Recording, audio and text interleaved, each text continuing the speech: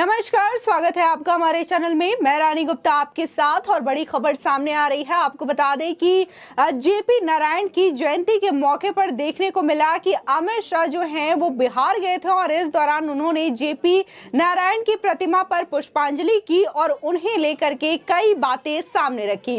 उन्होंने इस दौरान जेपी नारायण के आंदोलन का जिक्र किया। इसी के साथ ही उन्होंने कहा कि महात्मा गांधी के रास्ते पर चलते हुए उन्होंने जो आपातकाल की घोषणा हुई थी उस दौरान देश को लीड करने का काम किया। इसी के साथ ही उन्होंने कहा कि पहली बार कांग्रेस से हट करके किसी नई पार्टी का गठन इस देश के अंदर हुआ, वो भी आपातकाल के समय।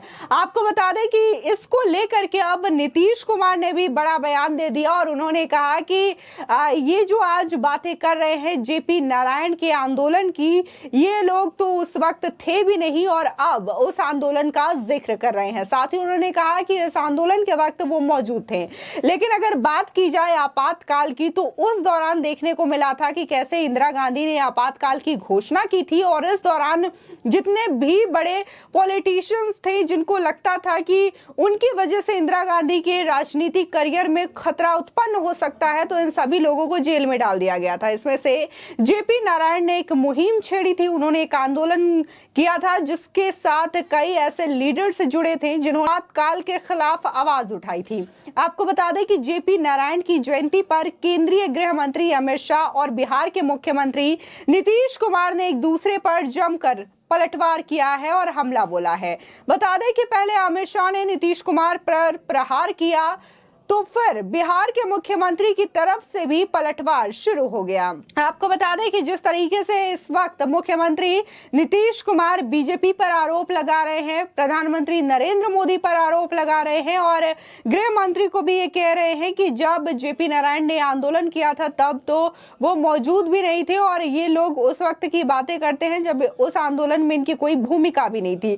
लेकिन अगर आज की राजनीति की बात की जाए तो बहुत ज्यादा समय तक नीतीश कुमार और बीजेपी का गठबंधन रहा है और ये सभी को पता है कि कैसे बिहार के अंदर बीजेपी के गठबंधन के दौरान जेडीयू से नीतीश कुमार को मुख्यमंत्री बनाया गया।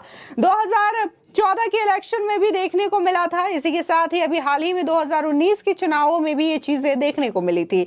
लेकिन एक बार फिर से नीतीश कुमार ने अपना दल बदल लिया है और अब वो लालू यादव के साथ मिल चुके हैं और उन्होंने गठबंधन कर लिया है और इसी के साथ ही तेजस्वी यादव को उन्होंने बिहार का उप मुख्यमंत्री बना दिया है। लेकिन सवाल ये उठता है कि जिसकी बदौलत वो मुख्यमंत्री बने हैं बिहार के, एक बार फिर से बीजेपी के खिलाफ बोलते हुए नजर आ रहे हैं और इसी के साथ बार बार लोगों के द्वारा यह कहा जा रहा है कि नीतीश कुमार उनको भूल गए इस दल बदल के चक्कर में, जिनकी वजह से वो पहली बार बिहार के मुख्यमंत्री के तौर पर जाने गए हैं और उनकी वजह से ही मुख्यमंत्री बने हैं। इसी के साथ ही आपको बता दें कि 2024 में लोकसभा चुनाव होने वाले हैं। ऐसे में जितनी भी छोटी बड़ी राजनीतिक पार्टियां हैं वो सब मिल करके कहीं ना कहीं एक बार फिर से महागठबंधन करने की तैयारी में है और नीतीश कुमार भी यही चाहते हैं और शायद इस वजह से वो तमाम दलों के साथ मिल करके गठबंधन करने की कोशिश कर रहे हैं। वहीं अगर सूत्रों की माने तो ये भी कहा जा रहा है कि नीतीश कुमार प्रधानमंत्री के उम्मीदवार के तौर पर भी खड़े हो सकते हैं। लेकिन जिस तरीके से अगर महागठबंधन में पार्टियां देखी जाए तो इसमें कांग्रेस भी शामिल होना माना जा रहा है। इसी के साथ ही टीएमसी पार्टी और अन्य पार्टियां जैसे कि अरविंद केजरीवाल की आम आदमी पार्टी को भी शामिल होना माना जा रहा है।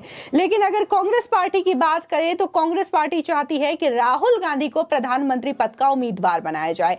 वहीं अगर टीएमसी पार्टी की बात की जाए तो वहां पर प्रधानमंत्री के तौर पर ममता बनर्जी को देखा जा रहा है। तो वहीं अगर हम आम आदमी पार्टी की बात करें तो अरविंद केजरीवाल को भी मुख्यमंत्री से प्रधानमंत्री पद का उम्मीदवार बनाया जा सकता है। तो यानी कि जितने भी छोटे मोटे राजनीतिक पार्टियां जो हैं वो अपने अपने अलग अलग उम्मीदवार देख रहे हैं प्रधानमंत्री के तौर पर।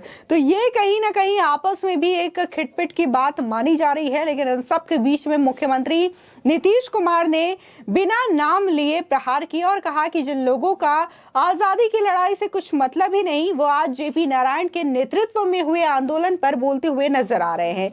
आजकल जो लोग बोल रहे हैं उनकी क्या भूमिका थी स्वतंत्रता के आंदोलन में। आपको बता दें कि केंद्रीय गृह मंत्री अमित शाह ने मंगलवार यानी कि 11 अक्टूबर को लोकनायक जयप्रकाश नारायण की जयंती पर उनकी जन्मभूमि सिताब दियारा में कहा कि जेपी का नाम लेकर राजनीति में आए लोग अब 5-5 बार पाला बदलकर जेपी के सिद्धांतों को दरकिनार कर चुके हैं। आज सत्ता के सुख के लिए उसी कांग्रेस की गोदी में बैठ चुके हैं। आपको बता दें कि इस दौरान गृह मंत्री अमित शाह ने कहा कि जयप्रकाश नारायण ने आपातकाल थोपने वाली भ्रष्टाचारी और अन्यायी शासन के विरुद्ध पूरे विपक्ष को एकजुट कर देश में पहली गैर कांग्रेसी सरकार बनाई। जेपी ने सत्ता से बाहर रहकर परिवर्तन करने का एक उत्कृष्ट उदाहरण देश के सामने प्रस्तुत किया। साथ ही केंद्रीय मंत्री ने कहा कि जयप्रकाश नारायण और विनोबा भावे के सर्वोदय के सिद्धांत को अंत्योदय के साथ जोड़कर प्रधानमंत्री नरेंद्र मोदी ने गरीब कल्याण का अभूतपूर्व कार्य किया है।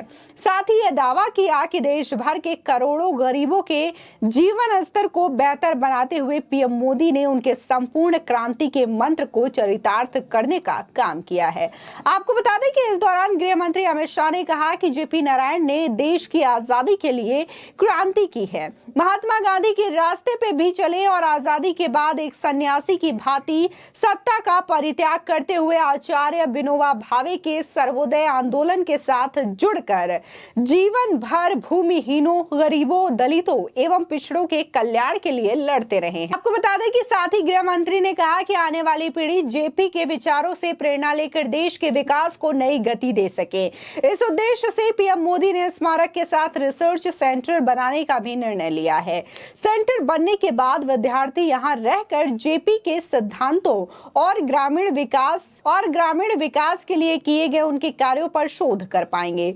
आपको बता दें कि इस पर नीतीश कुमार ने चुटकी लेते हुए कहा कि वो 2002 के बाद ही मुख्य धारा में आए हैं। जब वर्तमान प्रधानमंत्री यानी कि नरेंद्र मोदी गुजरात के मुख्यमंत्री थे तब उनका क्या स्टैंड था और वो उससे पहले कहां थे। नीतीश कुमार ने पूछा कि वो 1974 में हुए जेपी आंदोलन के बारे में बोलना चाहते हैं, वो इसके बारे में क्या जानते हैं, वो कितने साल के हैं। आपको बता दें कि नीतीश कुमार अक्सर कहते हैं कि बीजेपी अब वो वाली बीजेपी नहीं रही जो कि अटल बिहारी वाजपेयी और लाल कृष्ण आडवाणी के समय की थी। ये बात दोहराते हुए उन्होंने कहा कि पिछली पीढ़ी के नेताओं में कई अच्छे गुण थे लेकिन इन लोगों के लिए कोई सम्मान नहीं है, किसी को किसी चीज के बारे में कुछ भी जानकारी नहीं है। आपको बता दें कि इसी के साथ ही नीतीश कुमार ने जेपी नारायण के साथ अपनी घनिष्ठ संबंध को भी रेखांकित करते हुए कहा कि वो 1974 के आंदोलन की अगुवाई करने वाले छात्र कार्यकर्ताओं की 14 सदस्यीय समिति का हिस्सा थे और उन लोगों में से थे जिन्हें आपातकाल के दौरान जेल भेजा गया था। मुख्यमंत्री नीतीश कुमार ने आगे ये भी कहा कि स्वतंत्रता की लड़ाई किसने लड़ी, अब वे चीजों को बदलना चाहते हैं। जिन लोगों का स्वतंत्रता आंदोलन से कोई लेना देना नहीं था, ये बापू यानी कि महात्मा गांधी थे जिन्होंने स्वतंत्रता के लिए आंदोलन का नेतृत्व किया था। सोचो बापू को किसने मारा, इसलिए किसी को लोगों के साथ नहीं जुड़ना चाहिए।